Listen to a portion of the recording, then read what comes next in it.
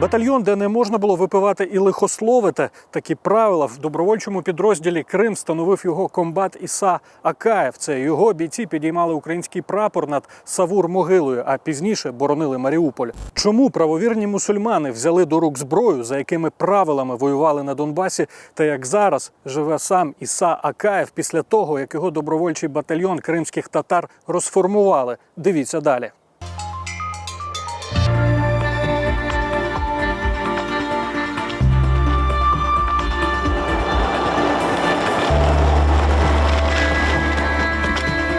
Його називають легендою, бо саме він очолив кримських татар і пішов воювати на Донбас. Незважаючи на релігійні суперечки, хто на фронті християнин, а хто мусульманин, взяв автомат у руки. Він воював інкогніто і в балаклаві, аж поки з півострова не вивезли найцінніше – його сім'ю. Тільки тоді зняв маску. Тепер із дружиною і 8 дітьми вони живуть у гуртожитку переселенців з Криму на Вінниччині. Є тут і молитовна кімната, де проводять намази. Это помещение у нас для молитвы, как мечеть мы ее используем, молельня наша. Вот в этом направлении мы молимся. В кімнаті коло столу стоїть навчальна модель автомата Калашнікова. Іса вчить нас його розбирати. Розповідає, за що любить цей автомат. Преимущество Калашникова в том, что в нем нет мелких деталей. И, допустим, в боевых условиях, там на поле, где грязь, слякоть, там его очень легко собрать, разобрать, почистить и привести в порядок. Зараз уся родина спокійно обідає за сімейним столом. Дружина Іси не хоче називати своє ім'я і під час інтерв'ю не дивиться в камеру. Вона, як і чоловік, суворо дотримується норм шаріату. Обличчя приховує повністю, навіть очі ледве видно. У її вірі краса жінки тільки для чоловіка. Каже, коли Іса вирішив піти воювати, вона не могла йому заперечити і стримати. Конечно, переживаешь за него, за детей. А в общем, это лучше, чем равнодушие. Я придерживаюсь того, что мужчина должен что-то делать, а не сидеть дома просто молча.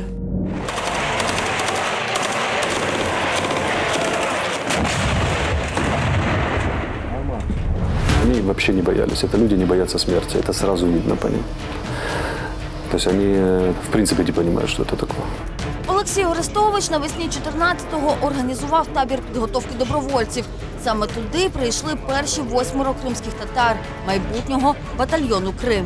Они выделялись неторопливостью движений, очень таким, очень спокойным, вальяжным, ироничным отношением к происходящему. Огромное терпение они демонстрировали. Это одна из религиозных доблестей в исламе. И в отличие от других, которые нервничали, дергались, давайте вот это, давайте быстрее, давайте вот то, а почему не учат этому, а почему? Но эти спокойно шли по программе, когда мы готовили.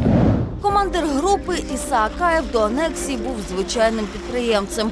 Продавав метал для будівництва. Після анексії півострова бізнес довелося покинути. В перші місяці, каже Іса, здавалося, що одразу після перемоги на Донбасі лінія фронту дійде до Криму. Когда началось вот это все, я рассчитывал так, я, скажу, как нормальный человек предполагал, так, надо сейчас сначала на материке порядок навести, а потом уже переключимся на Крым. Многие так думали. Никто же не думал, что так это все затянется и будет непонятно, что это. Кримчани, які дотримуються норм шаріату, створили унікальний підрозділ. У його денному розкладі одразу передбачили всі намази, релігійно правильне харчування і решту канонів. Саме через релігійні особливості це мав бути окремий батальйон. Створити і легалізувати його допоміг Олексій Орестович. Крим став окремою добровільною сотнею полку Дніпро-1 зі своїми правилами.